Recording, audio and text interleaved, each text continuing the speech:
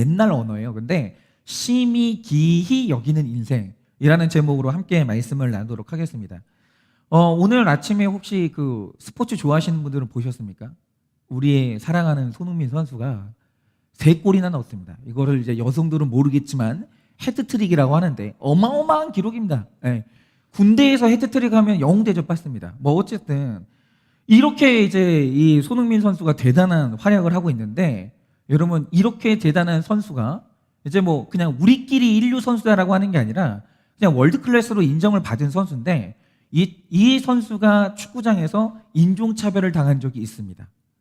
또 아직도 이제 프리미어 리그 같은 유럽 리그를 가면요, 흑인 선수를 원숭이로 비하하면서 바나나를 던지고 침을 뱉는 사람이 있다고 하는데, 여러분 21세기 대명천지에 아직도 백인이 우월하고 다른 인종은 열등하다고 믿는 사람들이 아직도 있어요. 그런데 여러분 이게 유럽만의 문제일까요? 아니요.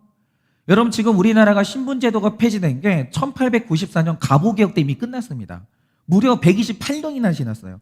그런데 아직도 이 땅에 양반과 상놈이 존재한다고 믿는 분들이 아직도 있어요.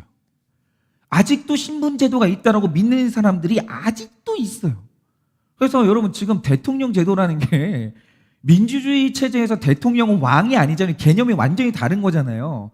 그 사람은 그냥 우리의 주권을 잠시 넘겨주고 우리 대신 일하게 하는 5년짜리 그냥 선출직 공무원이거든요. 근데 지금도 있잖아요. 그 아내를 국모라고 부르는 사람도 있더라고요. 나는 그 이해가 안 돼요. 무슨 국모예요. 국모가 그냥 아내지. 그렇지 않습니까? 근데 아직도 있잖아요. 128년이 지났는데 신분제에서 못 벗어난 분들이 아직도 있어요. 여러분 고정관념이라는 게요, 안 깨집니다. 굉장히 무서운 거예요. 그래서 지금도 저희 아버지가 저한테 계속 말씀하시는 게 있어요. 아들아, 나는 매장이다. 화장은 하면 절대 안 된다. 저희 아버지가 목회자시거든요. 근데 화장은 안 된다는 거예요. 그래서 제가 알겠습니다라고 말씀은 드렸고 돌아가시면 화장하려고 합니다. 어쨌든 간에 고정관념이라는 건 굉장히 무서워요. 잘 안 깨지는 겁니다. 근데 이 나의 옳고 그름과 고정관념이 우상이 되면 진리를 분별이 안 돼요. 아니 세상에 요즘도 아직도 남자는 하늘이고 여자는 땅이라는 이런 걸 아직도 믿고 있는 분들이 있어요. 근데 이 옳고 그름이 안 깨지잖아요. 그러면 진리가 분별이 안 돼요. 여러분 성경에 남자는 하늘 여자는 땅 이게 있습니까? 아니요. 여호수아가 땅을 차지하고 땅을 분배할 때 여자들과 남자들한테 공평하게 다 나눠줬어요. 그리스도 안에서 우월하고 열등한 그런 건 없는 거예요. 질서가 있고 역할은 있으나 우월과 열등함은 전혀 없는 거예요. 이게 안 깨지면 이 진리로 못 들어가는 거죠.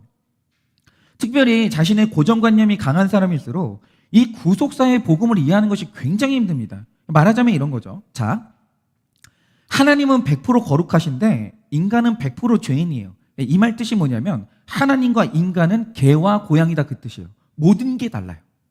완전히 달라요. 다시 말해 하나님이 좋아하는 걸 우리는 싫어하고 하나님이 싫어하는 걸 우리는 좋아해요. 완전히 취향에서부터 모든 게 다 달라요. 하나님하고는. 그래서 원래 우리 죄가 처리되지 않고 하나님을 만나면 하나님과 우리가 충돌할 수밖에 없는 거예요. 예수 그리스도라는 중개자가 없이 우리가 하나님을 만난다? 우리가 하나님하고 샬롬을 이룰 수가 없는 거예요. 이거 불가능해요. 왜냐? 하나님하고 우리하고 완전히 달라요. 그래서 우리가 하나님처럼 거룩해진다라고 할 때 제일 먼저 해야 되는 일이 뭐냐 하면 내가 가던 방향을 계속 가면서 거룩해질 수 없어요. 그건 불가능해요. 내가 거룩해진다라고 할 때, 예수 닮는다라고 할 때 제일 먼저 일어난 일이 뭐냐 하면 내가 걷던 길에서 정반대로 돌아서서 유턴하는 거예요.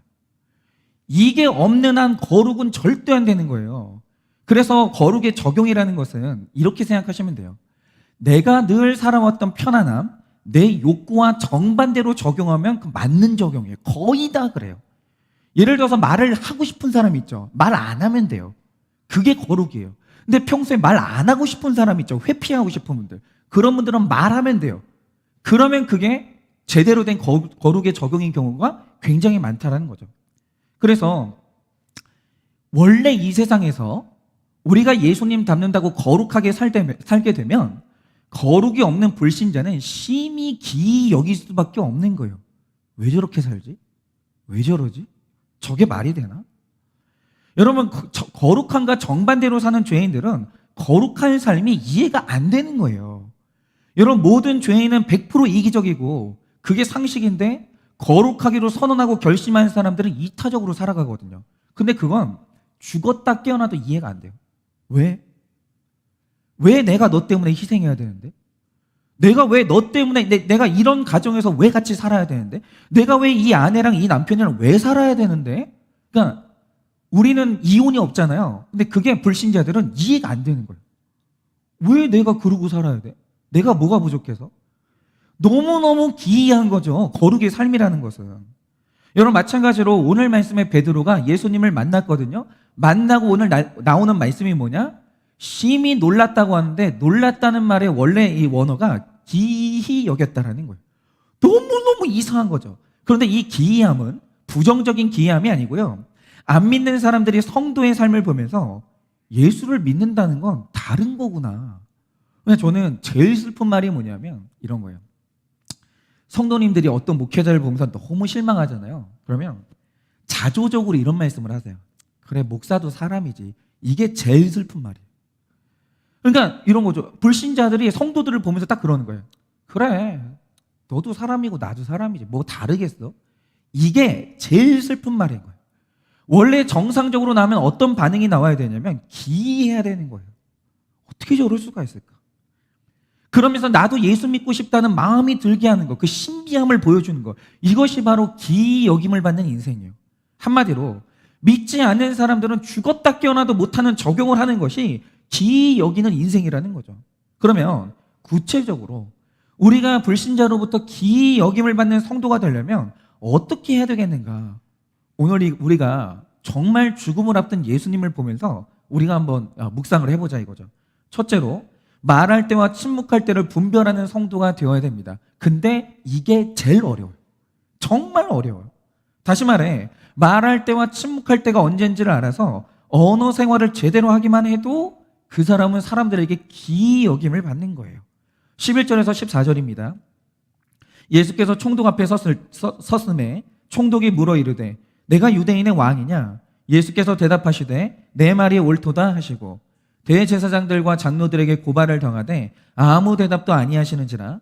이에 빌라도가 이르되 그들이 너를 쳐서 얼마나 많은 것으로 증언하는지 듣지 못하느냐 하되 한마디도 대답하지 아니하시니 총독이 크게 놀라워하더라 라고 합니다.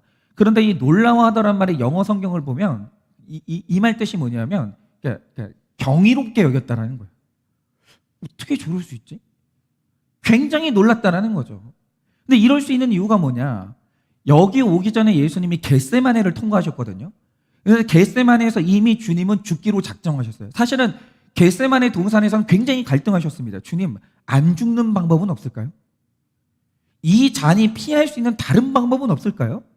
예수님이요, 이 길로 똑바로 직진하신 게 아니라 십자가로 걸어오기 전에 한 번 겟세마네 동산에서 굉장히 고민하십니다. 주님, 좀 쉬운 방법은 없을까요? 굉장히 고민하시는데 거기서 내려놔요. 주님 뜻대로 되기를 원합니다. 그게 제일 좋음을 믿습니다. 완전히 죽기로 작정하세요. 그래서 예수님은 겟세마네에서 자기 부인을 이루셨기 때문에 이제 무서운 게 없어요. 집착도 없고 모든 것을 내려놨습니다. 그런데 이 죽음이 두렵지 않은 사람, 모든 것을 내려놓는 사람은 대답을 때에 맞게 잘해요. 그러니까 어떨 때 어떤 대답을 하는 것이 옳으냐, 이건 매번 똑같은 정답이 있는 것은 아니지만 십자가를 지기로 작정한 사람, 구원이 인생의 목적이 된 사람에게는 반드시 때에 맞게 말하는 은혜를 주세요. 그런데 이 중에서도 가장 큰 지혜는 뭐냐면 언어의 질에 말의 질이에요. 그러니까 우리가 이런 거 이제 많이 체험하잖아요. 그게 뭐냐면 다 잘했어요. 근데 말 한마디로 다 까먹는 사람이 있어요. 많이 만나셨죠. 진짜 많이 만나셨죠. 그냥 이 말만 안 했으면 완벽한데 말 한마디로 완전히 그동안 했던 99개를 다 까먹는 사람이 있어요. 그런데 어떤 사람은 말 한마디를 잘해가지고 완전히 모든 것을 다 얻는 사람들이 있어요. 말의 지혜만큼 굉장히 중요한 게 없다라는 거죠. 그런데 영혼 구원이 안 그러겠냐 이거죠. 영혼 구원은 말을 잘하는 것만큼 중요한 게 없어요. 여러분, 예수님을 보면, 자, 오늘 말씀에 총독이 물어봅니다. 네가 유대인의 왕이냐? 그런데 예수님께서 대답하십니다. 네 말이 옳다. 나는 왕이다. 여러분, 이 빌라도의 질문에서는 굉장히 성실하게 대답해서요. 말해야 될 땐 말하시는 거예요. 그런데 예수님이 대제사장과 장로들한테 고소 나갈 때는 한마디도 안 하십니다. 여러분, 대제사장이 예수님 꼬투리 잡으려고 얼마나 물어봤습니까? 네가 메시아냐? 너는 말하라. 한 말씀도 안 하십니다. 한 말씀도. 여기서 뭐 변명을 안 하면 죽는 거거든요. 한 말씀도 안 하세요. 그러니까 이 예수님을 보면 어디서 입을 열지, 어디서 입을 닫을지 정확히 하세요. 정확히. 그러니까 이 빌라도가요, 그 지혜를 보고 완전히 놀랍니다. 왜 변명을 안 할까? 왜 자기 방어를 안 할까? 왜 다 인정할까? 그러니까 인정하면 죽거든요. 예수님이 인정하는 거예요. 그래, 내가 왕이다. 이게 너무 놀라운 거죠. 13절입니다.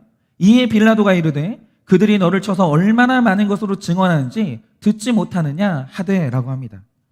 지금 예수님은 사람들이 얼마나 갖은 모략과 거짓으로 예수님을 고발하는지 다 듣고 알고 계세요, 이미. 그런데 한마디도 대답을 안 하십니다. 자기 방어를 안 해요. 변명을 안 해요. 사실이 아닌 말이에요. 왜겠습니까? 이날은 예수님한테 인내의 날이에요. 그러니까 여기서 내가 입을 닫고 십자가까지 가야 사람들이 구원을 받기 때문에 주님이 인내를 하시는 거예요. 잠시 후면 잠잠하지 않아도 되는 때가 오는데 그때를 대비해서 인내의 날은 반드시 필요한 거예요. 여러분, 그럴 때가 있는 거죠. 어떤 사람이, 저도 그런 일을 당할 때가 많아요. 왠지 모르겠는데 시비를 거는 거예요. 그럼 둘 중에 하나죠. 진짜 내가 뭔가를 잘못했든지 그분이 뭔가 격해진 게 있는 거예요. 그런데 논리적인 대화가 안 될 때 입을 열어가지고 옳고 그름을 따지잖아요. 그러면 싸움밖에 안 돼요. 근데 싸움을 한 대상하고는 복음 증거가 안 되는 거예요. 완전히 구원의 기회가 날아가는 거예요. 그래서 여러분, 우리가 이 복음을 증거하기 위해서는 인내하는 때는 반드시 필요해요. 입이 제어가 되지 않는 사람은 영혼 구원이 안 되는 겁니다. 인내를 경험하지 못한 사람은 성령께서 증거해 줄 수가 없는 거예요. 여러분, 아모스서 5장 12절 13절 말씀에 이렇게 말씀하십니다. 너희의 허물이 많고 죄악의 무거움을 내가 아노라. 너희는 의인을 학대하며 뇌물을 받고 성문에서 가난한 자를 억울하게 하는 자로다. 그러므로 이런 때에 지혜자는 잠잠하나니 이는 악한 때임이라 라고 하십니다. 그러니까 지혜자는요, 언제 말을 하지 말아야 되는지 정확히 알아요. 쓸데없이 말하지 않아도 되는 때가 언제인지 정확하게 알고 자기 입을 닫아요. 그러니까 어떤 분이 이런 말을 했어요. 그러니까 그분이 굉장히 믿음이 좋은 분인데 한 번은 엄청난 고백을 하신 거죠. 뭐냐면 사실 나는 남편에게 그동안 굉장히 맞고 살았다라는 거예요. 근데 여러분 보자 이거죠. 때린 건 무조건 잘못했어요. 무조건. 그거는 이견이 없습니다. 무조건 잘못한 거죠. 근데 이분이 하시는 말씀이 이거예요. 그럼 내가 안 맞는 방법이 없었냐라고 하면 있었다는 거예요. 나는 내 남편이 발작하는 버튼을 안다는 거예요. 뭘 하면 이 사람이 혈기를 낸지 난 안다는 거예요. 근데 나의 이상한 게 뭐냐면 자기는 언제나 그걸 누른다는 거예요. 내 남편은 부모님 얘기하면 발작하거든요. 그게 폭력으로 이어지거든요. 내가 알아요.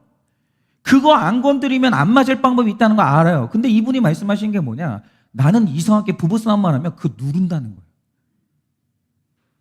때려봐 이러면서 굳이 매를 번다는 거예요. 그러면 매를 맞는 내 안에는 죄가 없냐 이거예요. 저는 이게 굉장히 객관적이고 세련된 사고방식이라고 생각합니다. 때린 것만 잘못이라고 말할 게 아니라 굳이 분노를 불러일으키는 내 언어는 없냐 이거죠. 이거를 완전히 객관적으로 볼 수 있어야 되는 거예요. 여러분, 악한 자들이 나를 나쁘게 증거하는데 침묵하고 있는 건 정말 쉽지 않아요. 여러분, 저도 그렇지만 이 장로님들도 그렇고 어쨌든 어떤 이 단체의 리더가 되면요 굉장히 많은 오해를 받아요. 목사님은 돈 있는 사람들 좋아해. 이게 사실일 수 있어요. 그러니까 언제나 귀담아 들어야 되는 거죠. 그러나 그게 아닐 때가 있어요. 여러분 이제 저랑 신앙생활을 해보셔서 아시겠지만 저도 왜 그런지 모르겠어요. 그러니까 저는 리액션이 좀 커요. 그래서 이제 어떤 분이 나타나면 어머! 그러면서 집사님 오셨냐고 막 이럴 때가 있어요. 근데 또 제가 안 그럴 때도 있거든요. 그러니까 그런 분들은 언제나 오해를 하는 거죠. 목사님이 저 사람은 좋아하는데 나는 안 반갑구나. 그러니까 제가 이게 유발하는 것도 있어요, 제가. 저는 이제 이거를 굉장히 해결을 해야 되는데, 중요한 건 뭐냐면 오해일 때도 있어요. 그건 분명한 사실이죠. 오해를 받을 때도 있어요. 그러면 정말 변명하고 싶어져요. 정말 아니라고 말하고 싶어져요. 당신이 잘못 생각하고 있다고 말하고 싶어져요. 근데 그때 죄송하다. 내 죄를 보고 침묵하는 건 정말 힘든 거예요. 이거는 안 믿는 사람은 죽었다 깨어나도 못하는 적용인 거예요. 근데 영혼 구원이라면 이래야 될 때가 너무 많다는 거죠. 어쨌든 때가 될 때까지 입을 닫는 적용은요, 내 욕심이 없어져야 가능해지는 거예요. 그때는 그래야 분별이 되는 거죠. 내가 살기 위해서가 아니라 죽기로 할 때 지혜가 생기고 때를 분별할 수 있습니다. 이 나폴리 총독이 죄수들을 방문해서 면담을 하는데 모든 죄수가 하나같이 하는 말이 뭐겠습니까? 저 총독님, 내 얘기 좀 들어보라. 나 잘못한 게 없는데 너무 억울하다고, 나는 너무 억울해서 여기 왔다고 하소연을 하는 거예요. 다 죄가 없다는 거죠. 그런데 그 중에서 단 한 사람이 하는 말이 뭐냐? 저는 지갑을 훔쳐서 여기 왔다고. 저는 그냥 여기 올만 했다고. 그러면서 자기 죄를 고백을 하는 거예요. 그러자 나폴리 총독이 너무 지혜로운 사람이죠. 뭐라고 했냐? 여기 중에 너만 죄가 있네. 어떻게 죄 없는 사람하고 죄 있는 사람이 같이 있어? 나가. 그러면서 죄를 고백한 사람만 나갔다는 거예요. 여러분, 빌라도는 아무 변명이 없는 예수님, 사람 살리기 위해서 아무 변명도 안 하는 예수님에게서 범접할 수 없는 권위를 느꼈어요. 그리고 심히 기이 여기셨습니다. 여러분, 우리는 죽었다 깨어나도 할 수 없는 적용을 하는 사람들이에요. 근데 그 중에 해야 되는 게 뭐냐? 어떤 상황이 와도 자기 죄만 보는 거예요. 내 죄 고백을 하는 거예요. 여러분, 그때 사람들은 넘어설 수 없는 권위를 느끼는 거예요. 적용 질문 드려봅니다. 언제 말해야 되는지, 언제 침묵해야 하는지 분별하는 삶을 사십니까? 언제 말해야 하는지, 언제 침묵해야 하는지 분별하는 삶을 사십니까? 이거는 부부간에 서로 좀 체크 좀 해주세요. 우리 아내는 입이 제어가 되나? 우리 남편은 입이 제어가 되나? 이거 한번 체크해 주시면 좋을 것 같고, 거짓 증거로 나를 고소할 때 침묵합니까? 화를 내며 변명하십니까? 거짓 증거로 나를 고소할 때 침묵합니까? 화를 내면서 변명하십니까?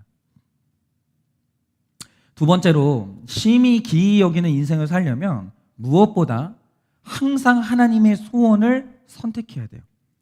여러분, 오늘 말씀을 보면 선택의 기로가 나옵니다. 바라바냐 그리스도냐.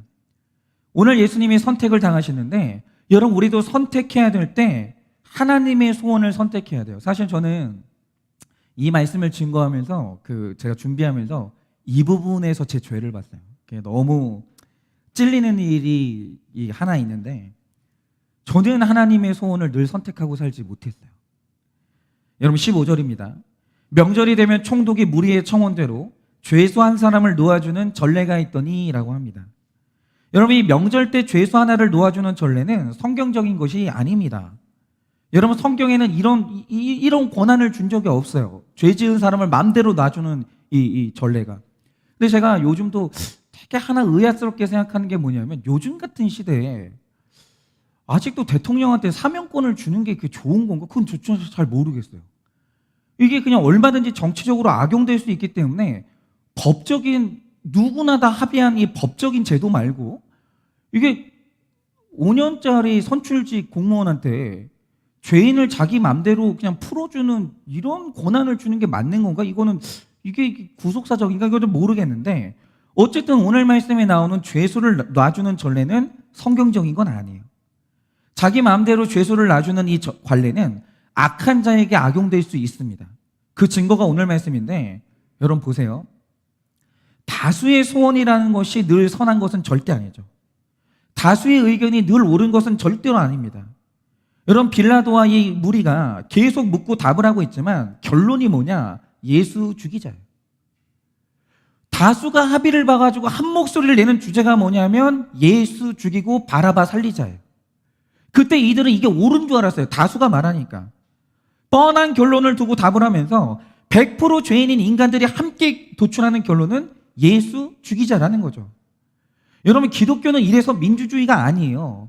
우리는 복음주의고 신본주의예요. 예를 들어서 온 세상이 동성애를 찬성한다고 하죠. 교회는 그럴 수가 없는 거예요. 다수가 얘기한다고 해도 그건 그럴 수 없어요.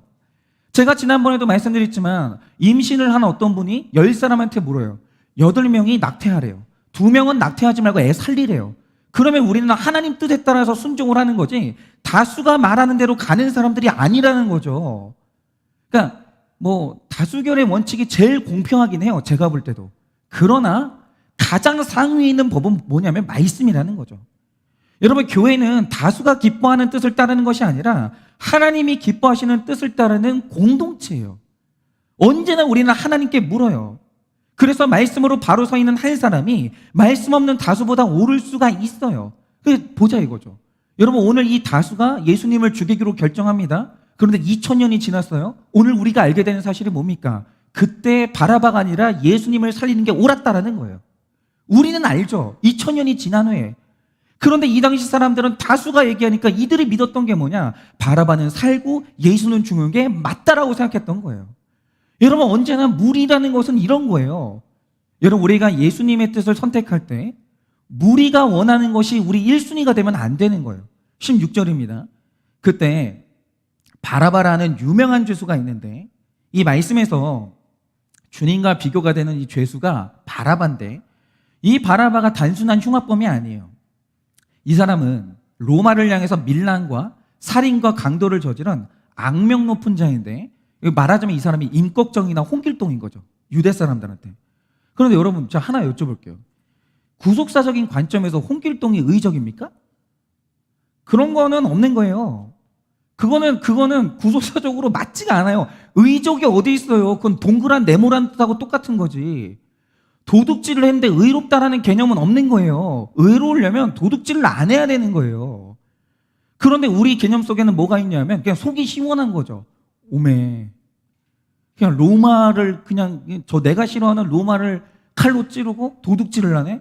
속은 시원한 거예요. 근데 그게 하나님 뜻에 맞냐 아니냐는 다른 문제인 거예요. 근데 이 바라바가 이랬다는 거죠. 이 사람이 악명 높은 혁명가였어요. 그래서 살인과 강도는 로마에 저항하면서 생긴 이 죄목일 뿐입니다. 그래서 백성들이 보기에 바라바가 너무 멋있는 거예요. 근데 예수님은 실제적으로 한 건 없거든요.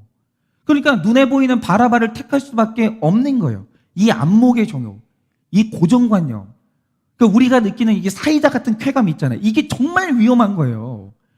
여러분, 예수님이 압제와 서름을 한 방에 날려주셨으면 좋겠는데 바라바는 적어도 그런 시도를 한 사람이거든요. 너무 시원한 거예요.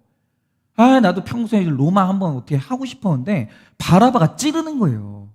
그러니까 이 사람이 의인으로 보이는 거죠. 근데 이게 맞냐 이거예요. 이게 너무 위험해요. 여러분, 사람들의 눈에는 예수님보다 바라바가 유능해 보이고 옳아 보이는 거예요. 17절에서 18절입니다. 그들이 모였을 때 빌라도가 물어 이르되 너희는 내가 누구를 너희에게 놓아주기를 원하느냐? 바라바냐 그리스도라는 예수냐 하니 이는 그가 그들의 시기로 예수를 넘겨준 줄 알미라 라고 합니다. 우리가 오늘 여기서 빌라도도 바라바를 선택하는데 그럼 빌라도는 왜 선택했냐 이거죠. 이 빌라도는 대제사장이 질투로 예수님을 넘겨준 줄을 알았어요. 이게 법적으로 옳지 않다는 걸 알았다라는 거죠. 그런데 이걸 알았으면 빌라도가 하나님의 소원대로 예수님을 살려줘야 되거잖아요. 그러니까 군중들은 군중 심리에 의해서 바라바를 선택하고, 그리고 이 대제사장은 그 질투 때문에 바라바를 선택하는데, 근데 이 사람은 다 알거든요. 이게 군중 심리고, 그리고 질투 때문에 일어난 일을 아는데 그러면서도 오늘 계속 물어봐요. 그런데 빌라도에게는 예수님을 지금 풀어줘야 되는 이유가 또 하나 있어요. 19절에 이렇게 말합니다. 총독이 재판석에 앉았을 때 그의 아내가 사람을 보내어 이르되 저 옳은 사람에게 아무 상관도 하지 마옵소서. 오늘 꿈에 내가 그 사람으로 인하여 애를 많이 태웠나이다. 이렇게 얘기해요. 그러니까 오늘 빌라도의 아내가 간곡하게 부탁하는 거예요. 빌라도도 예수가 살아야 되는 걸 알아요. 근데 갑자기 아내가 오더니, 그러니까 예수님하고 아무 이해관계가 없는 이 아내가 오더니 간곡하게 부탁하는 거예요. 여러분, 제자들도 물러가고 대제사장 장로들이 참남하다고 하는데 빌라도의 아내가 예수님이 옳다는 거예요. 여보, 이거는 옳지 않아요. 예수님이 옳아요. 절대 죽이면 안 된다고. 당신 판단 잘해야 된다고. 당신 지금 굉장히 위험한 길로 가고 있다고 말을 해주는 거예요.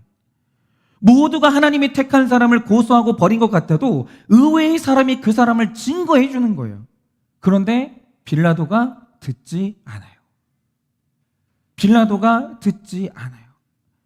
비록 듣지 않아도, 그런데 우리가 해야 될 일이 뭐냐면, 듣지 않아도 그 사람의 구원을 위해서라면 이 말을 해줘야 되는 거죠. 듣고 안 듣고는 빌라도의 선택이지만 이때 빌라도의 아내가 예수님이 옳다라고 말해준 것은 빌라도를 가장 사랑하는 최고의 사랑인 거죠. 최고의 사랑. 그러니까 우리는 예수를 선택하는 이 일에 우리가 도움을 줄 수 있다면 얼마든지 이런 말을 해야 되는 거예요. 여러분, 최고의 우정은 죄를 안 짓도록 돕는 것이고, 최고의 사랑은 죄로부터 멀어지게 해주는 거예요. 여러분, 그래서 우리는 결혼해야 돼요. 정말 신결혼해서 잘 믿는 배우자가 아니면 이런 말을 해줄 사람이 우리 인생에는 아무도 없는 거예요. 저 같은 경우만 해도 그렇죠. 여러분, 제가 어떤 잘못을 했다고 하죠. 그러면 제가 대부분은 본 바 둘 중에 하나예요. 사랑하지 않는 사람들이 제가 어떤 죄를 지었을 때 저를 사랑하지 않는 분들의 반응은 딱 두 가지 중에 하나인데, 하나는 뭐냐? 혈기로 비난하는 거예요. 너는 목사 자격도 없고 너는 지금 당장 그 자리에서 내려와야 된다. 그냥 오로지 비난하고 혈기만 쏟아내는 거예요. 그것도 구원하고 아무 상관이 없죠. 그런데 또 어떤 사람은 뭐냐? 내가 굳이 저 목사님이랑 굳이 내가 갈등해야 될 필요가 있나? 나는 내가 너무 소중한데. 저 목사님이 나중에 어떻게 될지 모르니까 난 최대한 나를 보호하기 위해서 쓸소리를 안 하는 거예요. 여러분, 사람이 사랑하지 않잖아요. 말을 안 해요. 아니면 혈기로 말하든가. 극과 극이에요. 그런데 나를 사랑해서 온전히 내 구원 때문에 쓴소리 해줄 수 있는 사람이 누구냐? 그거는 배우자와 식구밖에는 없는 거예요. 그래서 가족은 이게 혼자서는 구원받는 게 너무 힘든 거예요. 혼자서는 정말 힘들어요. 저는 진짜 깜짝 놀란 게 뭐냐면, 저는 몰랐거든요. 근데 제가 작년부터 그랬는데, 여러분들도 그러시나요? 제가 작년이 42살이었거든요. 근데 갑자기 제 아내가 저한테서 이상한 냄새가 난다는 거예요. 난 안 나는데 이상한 냄새가 난다는 거예요. 그래서 뭐지? 무슨 냄새가 난다는 거지? 그래가지고 인터넷을 찾아봤어요. 그러니까 40대가 좀 넘어가면 몸에서 호르몬이 나온대요. 이상한 호르몬이. 그래서 호르몬 탈취제로 이 빨래를 해줘야 된다는 거예요. 근데 그거 아세요? 그동안 사람들이 저한테도 그 냄새를 맡아도 말을 안 해요. 왜? 굳이 말해서 뭐해? 그냥 내가 참거나 자기가 당하면 되는 거지. 이 말을 해주는 사람, 그리고 저를 위해서 이 호르몬 탈취제로 빨래를 해주는 사람은 아내밖에 없는 거예요. 근데 여러분, 하물며 구원이야. 내 영혼에서 나는 악취를 내가 알 것 같으세요? 몰라요. 그럴 수 없어요. 근데 이 세상에 가족 말고 나를 사랑하는 사람이 있냐? 없어요. 이 세상에 누가 나를 그렇게 사랑해요? 다 남인데. 공동체가 아니면 그런 건 없는 거예요. 그래서 내 구원을 위해서라면 신결혼은 해야 되는 거예요. 정확하게 나를 판단해주는 말이 있어야 되는 거죠. 그게 사랑이에요. 여러분, 예수님을 죽이려는 절체절명의 순간이 왔는데 내 배우자가, 내 자녀가 예수님 죽이려고 하는데 낙태하겠다는 거예요. 이혼하겠다는 거예요. 교회를 안 나가겠다는 거예요. 그런데 내가 교양을 가지고 가만히 있어야 됩니까? 여러분, 총독인 빌라도는 예수님을 죽이는 게 아무렇지도 않았지만 아내는 내 남편의 행동을 보는데 기가 막히는 거예요. 저 사람이 어쩌려고 저러나. 여러분, 부부 간의 최고의 사랑, 성도 간의 최고의 사랑은 영혼에 대한 사랑이고 그 사람이 예수를 믿게 해주는 거예요. 그래서 저 얼마 전에도 제가 사랑을 했지 않습니까? 뭐냐면 어떤 남자 집사님을 만나는데 깨달았어요. 내 몸에서 나던 냄새가 이거구나. 그분 몸에서 냄새가 그렇게 나는 거예요. 분명히 깨끗한 옷을 입었는데. 그래서 말해줬습니다. 집사님, 냄새 나요. 이게 사랑인 거죠. 이게 사랑인 거예요. 제가 어저께 우리 전도사님하고 식사를 하는데 전사님 이 사이에 진짜 이만한 고춧가루가 낀 거예요. 말했죠. 고춧가루 꼈다고. 근데 여러분, 이게 영혼 구원하고 아무 상관없잖아요. 근데 여러분, 집사님이 죄를 지어요. 내가 말해야죠. 집사님, 죄라고. 그러시면 절대 안 된다고 말해야죠.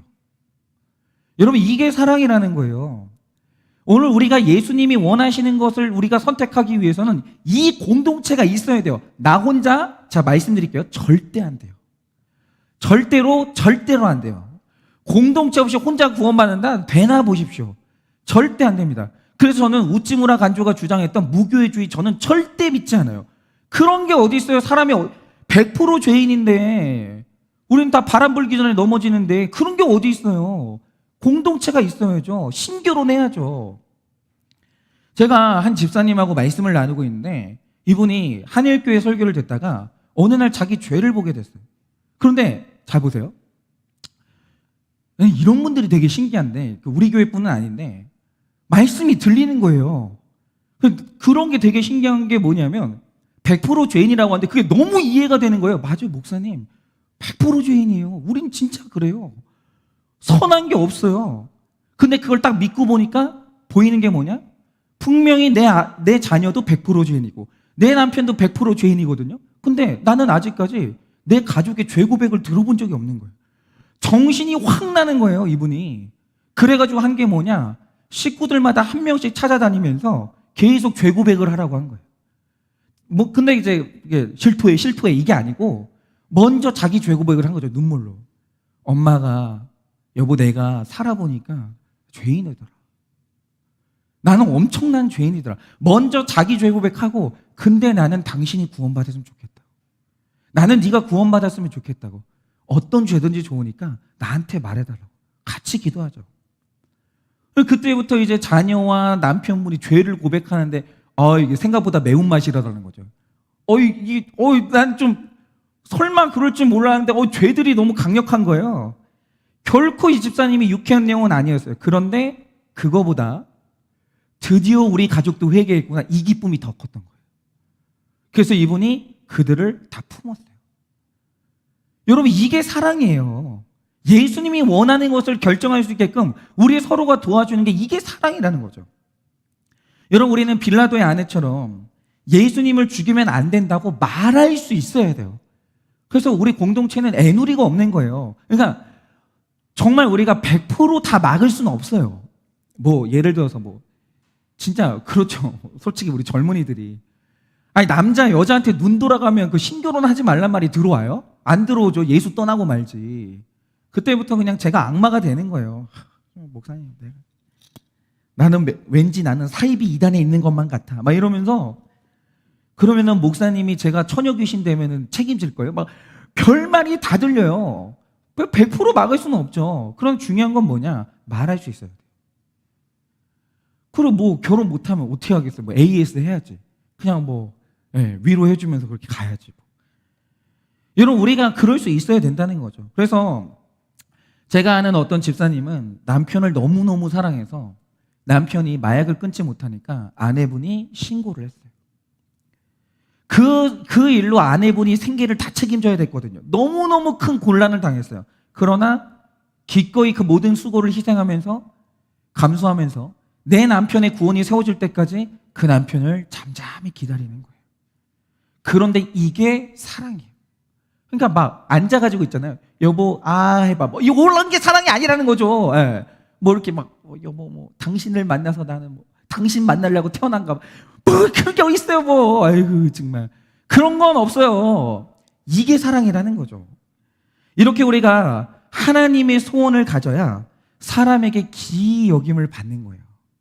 안 믿는 사람은 죽었다 깨어나도 못하는 적용을 해야 주위 사람들이 느낌표를 찍어가면서 예수를 믿어야 되겠다는 생각이 저절로 드는 거예요. 여러분의 살리기 원하는 바라바는 누구고 죽이기를 원하는 예수님은 누구입니까? 우리가 낙태의 문제를 할 때 만약에 이 뱃속에 있는 아이를 죽이기를 원하면 바라바를 살리는 것이고, 이 아이를 어떤 희생에도 불구하고 살리기를 원하면 바로 그게 예수님을 살리는 적용인 것이죠. 21절에서 23절입니다. 총독이 대답하여 이르되 둘 중에 누구를 너희에게 놓아주기를 원하느냐?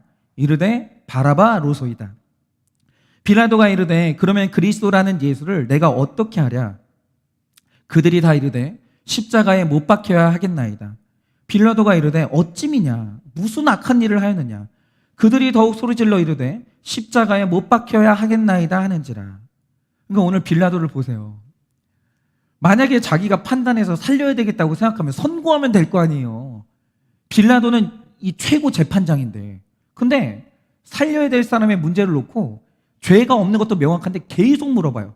어떻게 생각해? 어떻게 생각해? 어떻게 생각해? 계속 물어봐요. 그런데 여러분, 죄로 물든 무리와 논의해봤자 다수의 소원은 뻔해요. 예수 죽이자, 나 살고 너 죽자, 이거요. 다른 소망이 없는 거예요. 여러분, 제가 우리 권사님하고 이제 나눔을 할 때 우리 권사님이 낙태죄를 고백하시면서 저한테 해주셨던 말씀이 있는데, 권사님 시대는 진짜 그랬대요. 지금 막 애 낳자 막 이러잖아요. 제가 진짜 깜짝 놀란 게 뭐냐면, 점점 우리 싱글들은 결혼하시기 바랍니다. 요즘처럼 결혼하기 좋은 때가 없어요. 아니 진짜 저 때만 해도 안 그랬는데, 그 요즘에는 어머니의 그 건강을 위해서 나라에서 있잖아요. 오렌지 주스가 4병이나 나오는데요. 4병이나. 정말 진짜. 아니 이렇게 너무너무 좋지 않아요? 근데 우리 권사님의 때는 그게 아니었어요. 애를 낳잖아요. 핍박당하는 거예요. 그래서 자녀 낳지 말자는 캠페인이 나오고, 심지어는 둘째인가 셋째부터 자녀를 낳게하면 나라에서 지원을 해주는 거예요, 돈을. 그래서 당시에는 우리 권사님의 믿음이 없었기 때문에 다 그렇게 하니까, 그리고 나라에서 그게 옳다고 하니까 낙태가 죄인지도 몰랐대요. 너무 이해되지 않아요? 저 같아도 그럴 것 같아요. 여러분, 군중심리라는 건 이렇게 위험해요. 여러분, 우리는 남들 하는 거 다 따라하는 사람들이 아닙니다. 우리는 예수님의 소원이 내 소원이 되는 사람들이에요. 적용 질문 드려보겠습니다. 다수 의견에 휩쓸려 하나님의 소원을 저버린 적이 있으십니까? 다수 의견에 휩쓸려 하나님의 소원을 저버린 적이 있으십니까? 그러니까 그런 거 하지 마시라는 거죠. 다수 의견에 휩쓸려서 막 코인 하시고, 막 다수 의견에 휩쓸려가지고 갑자기 막 주식에 막 전 재산 막 다 올인하시고, 그러지 마시라는 거죠. 내가 살리기 원하는 바라바는 누구이고 죽이기 원하는 예수님은 누구입니까? 내가 살리기 원하는 바라바는 누구이고 죽이기 원하는 예수님은 누구입니까? 나는 남편, 자녀, 직장 동료가 죄를 짓지 않도록 돕는 사람입니까? 아니면 그들이 무슨 일을 하든 내버려 두는 사람입니까? 나는 배우자, 자녀, 직장 동료가 죄를 짓지 않도록 돕는 사람입니까? 그들이 무슨 일을 하든 내버려 두는 사람입니까? 마지막 세 번째로, 죄인임을 아는 사람이 기이 여김을 받습니다. 24절입니다. 빌라도가 아무 성과도 없이 도리어 밀란이 나려는 것을 보고 물을 가져다가 무리 앞에서 손을 씻으며 이르되 이 사람의 피에 대하여 나는 무죄하니 너희가 당하라 라고 합니다. 근데 여러분, 우리가 지금까지 말씀 쭉 봤잖아요. 자, 하나 여쭤볼게요. 빌라도가 무죄합니까? 여러분, 빌라도가 죄가 없어요? 여러분, 사실 군중들이 아무리 떠들어도요, 여기서 마지막 결정권을 가진 사람은 빌라도예요. 빌라도의 책임이 여기서 99%예요. 근데 빌라도가 오늘 하는 말이 뭡니까? 나는 무죄하다요. 이거만큼 참담한 말이 없는 거예요. 여러분, 이 상황에서 빌라도가 정말 예수님에 대한 확신이 있었고 용기가 있었다면 얼마든지 자신의 권한으로 이 모든 것을 끝내고 예수를 풀어줄 수 있었어요. 그러나 그는 끝내 예수님을 죽이는데 내어줍니다. 여러분, 이렇게 믿음이 없으면 평소에는 정의로운 것 같아 보여도 중요한 순간에 예수님을 배반하는 거예요. 그러니까 이런 거죠. 예수는 없는데 친절한 남편들이 얼마나 많은지 몰라요. 진짜 많아요. 정말 스윗해요. 달달해요. 같이 있으면. 발도 주물러주고 뭐 좋죠. 근데 이런 거예요. 아내가 어느 날 임신을 했어요. 여보, 나는 이 아이를 낳을지 말지 고민이 돼. 어떻게 할까? 나 낙태하면 어때? 그때 그 예수 없는 스윗한 남편이 뭐라 했는 줄 알아요? 자기 뜻대로 해. 그것도 말도 그냥 자기래 자기. 예. 여러분, 이렇게 평소에는 정의로운 것 같이 보여도 중요한 순간에 예수님을 배반하는 사람들이 있어요. 그게 빌라도예요. 그런데 이 빌라도가 자신의 책임을 다하지 않았으면서 뭐라고 합니까? 나는 무죄하니 네가 당하라는 거예요. 여러분, 우리는 이렇게 책임을 회피하는데 1등이에요. 이 이혼에 대해서 나는 무죄하다. 이 자녀에 대해서 나는 무죄하다. 전적으로 내 책임이다. 이게 우리의 그냥 18번이에요. 늘 이것만 말해요. 나는 무죄하다. 네가 당하라. 나는 무죄하대요. 늘. 그게 우리의 언어라는 거죠. 그러나 심히 기이 여김을 받는 성도들은 내 의견과 상관없이 잘못된 결과가 나왔을지라도 끝까지 품고 가는 사람들이에요. 여러분, 내가 말렸다고 모른 체 할 수 있습니까? 저는 이제 청년들하고 그런 얘기 합니다. 저는 만약에 불신 결혼한다고 하면 마지막까지 반대해요. 마지막까지. 그런데 제가 만약에 그래도 감행하는 청년이 있다. 그럼 그 청년한테 꼭 해주는 말이 있어요. 그게 뭐냐면, 나는 네가 나와 내 생각과 다른 선택을 한다고 해서 미워하지 않는다. 그리고 너의 결혼 생활을 지지할 것이고 너의 결혼 생활을 끝까지 함께 할 거라고. 어려운 일이 있으면 언제나 내가 도울 거라고. 저는 그렇습니다. 여러분, 그래, 뭐 네가 내 의견을 안 들어? 그러면 네가 당해. 여러분, 이럴 수는 없는 거예요. 모두가 나는 무죄하다고 손을 빼도 내가 죄인이다라고 하는 사람이 심히 기이 여김을 받아요. 그러니까 제가 이번에도 너무 놀라운 간증을 들었는데 이런 거죠. 어떤 분이 이렇게 하지 말아야 될 도박에 빠져서 엄청난 빚을 지셨어요. 근데 이제 막 그런 거죠. 막 이렇게 큰 빚을 지게 되면 제일 처음 드는 생각이 뭐냐면, 내가 여기까지 떨어졌나 하는 수치심과 함께 원망이 돼요. 나를 처음에 도박장으로 끌고 갔다는 사람, 뭐 이런 사람, 저런 사람, 나한테 막 심지어는 목회자도 미운 거예요. 내가 여기까지 떨어지는데 우리 목사님은 왜 한마디도 안 했나? 내가 주의를 몇 번을 빠졌는데 목사님이 아무렇지도 않고 아무 말도 안 하고 나를 외면했으니까 내가 이렇게 됐지. 오만 사람들이 다 원망스러운 거예요. 근데 그러다가 이분이 죄를 봤어요. 아, 이건 내 죄구나. 누구의 죄도 아니구나. 그래서 이분이 이제 내가 이제 돈을 빌렸던 사람들, 그리고 내가 너무나도 이렇게 손대지 말아야 될 돈에 손댔던 그런 일들, 다 그 이해 관계자들한테 찾아가가지고 다 말했어, 사실대로. 내가 도박을 했고, 내가 이런 죄를 지었다. 신기한 게 뭔지 아세요? 자기는 내가 도박을 했다고 하면 사람들이 관계를 다 끊을 줄 알았대요. 고소당할 줄 알았대요. 근데 이분은 고소당할 각오를 하고 죄 고백을 한 거예요. 진짜 내 죄인이라고. 근데 너무 신기한 게 뭐냐면, 그 말을 했는데 들은 사람들이 전부 다 나오는 반응이 뭐냐? 말해줘서 고맙다. 네가 사실대로 말해주니까 훨씬 더 믿음이 간다고. 그런데 빚을 많이 진 것 같은데 돈 안 필요하냐고. 내가 안 빌려줘도 되냐고. 이분이 거기서 완전히 기적을 보는 거예요. 이거구나. 그러니까 사람들이 있잖아요. 누구나 하는 반응이 있잖아요. 사람이 이런 죄를 지면 거짓말하겠죠? 축소하겠죠? 똑같아요. 인간은 다 똑같아요. 근데 갑자기 어떤 사람이 있는 죄를 그대로 인정하는 거예요. 이게 기이 여김을 받는 거예요. 이게 진실함을 인정을 받는 거예요. 여러분, 어느 집사님이 목장에서 나눈 이야기입니다. 내 친구 중에 신문사 부장이 있는데 그의 여동생이 남자친구를 앞장서서 반대했습니다. 그러자 어느 날 그 청년이 그 집에 쳐들어와서 칼로 어머니를 살해하고 나중에 자기도 자살했습니다. 그 사건으로 여동생은 정신이 이상해졌고 아버지는 충격으로 몸져 누웠다가 끝내 돌아가셨습니다. 그 일 이후 친구는 절대 여동생을 용서할 수 없다고 말하곤 했습니다. 그러던 그가 얼마 전부터 아내와 함께 교회에 나가면서 자기가 여동생의 남자친구를 그토록 반대했던 이유를 알게 됐습니다. 그것은 지극히 이기적인 이유였습니다.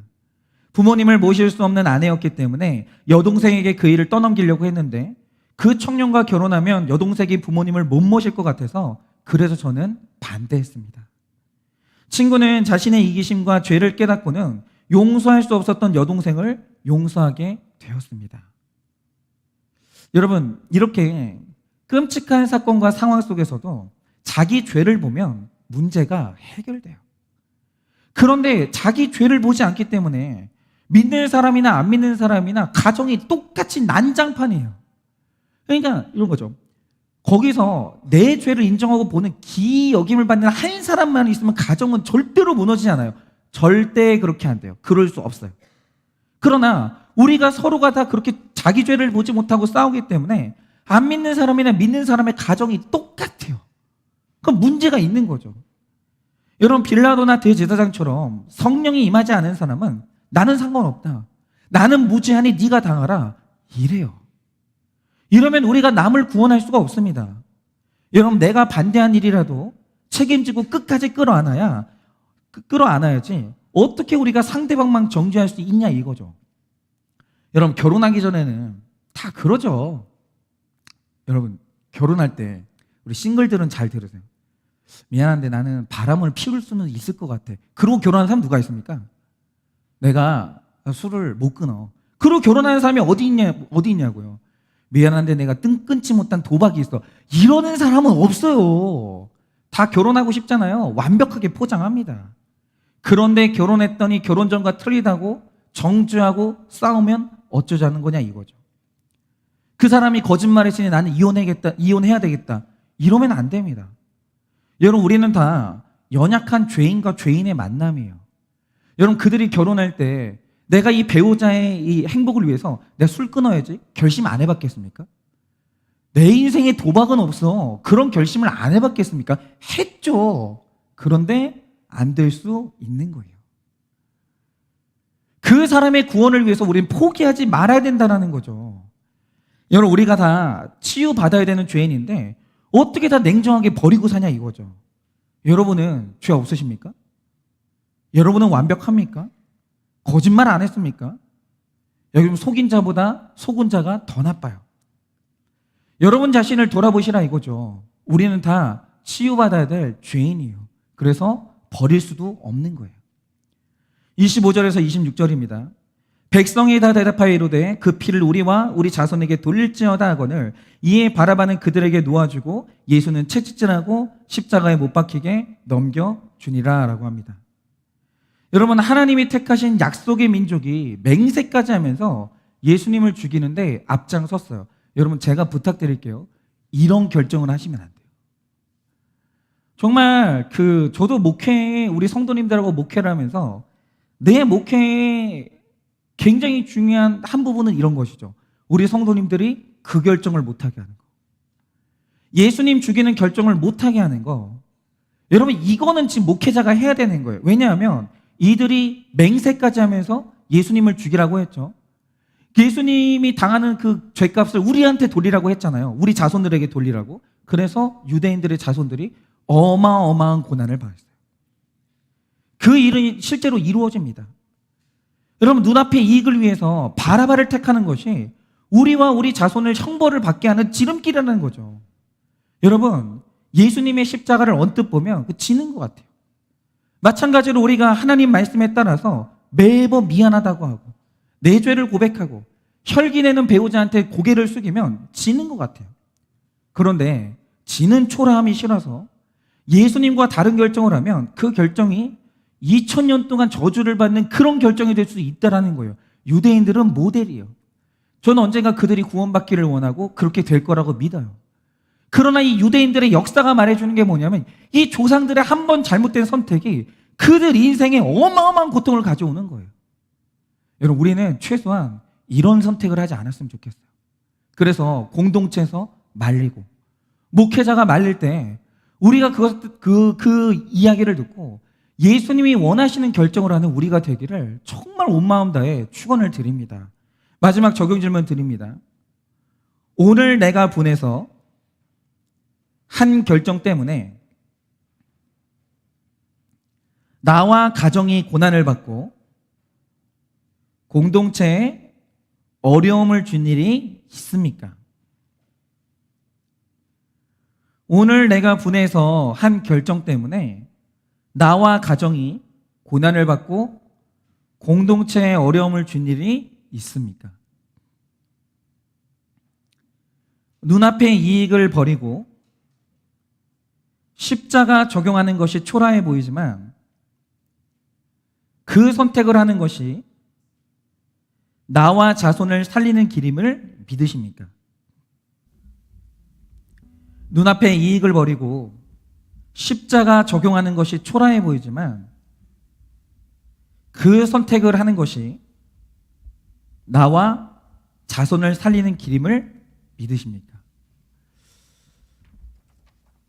이 시간에 우리 다 같이 한번 찬양해 보려고 하는데요.